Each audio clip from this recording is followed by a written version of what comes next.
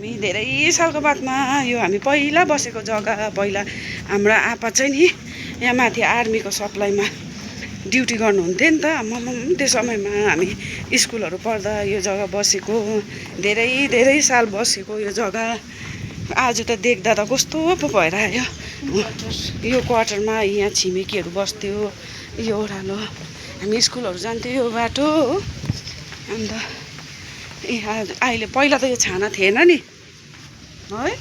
छाना थिएन यो जग्गाहरू थियो हो यो छिमेकी यो चाहिँ पुरानो क्वार्टर है आम्मामा यहाँ बस्नेहरू बुढो भइसक्यो हो यहाँ नानीहरू पनि जन्मेर हुर्केर बिहादान गरिसक्यो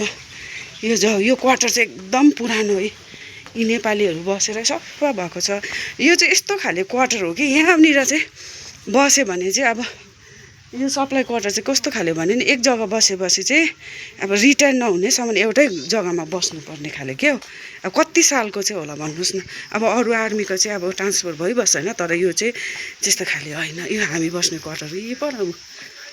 अब त्यो यो गेटभित्र चाहिँ नजाउँ हो हामी चाहिँ ओह्रालो गएको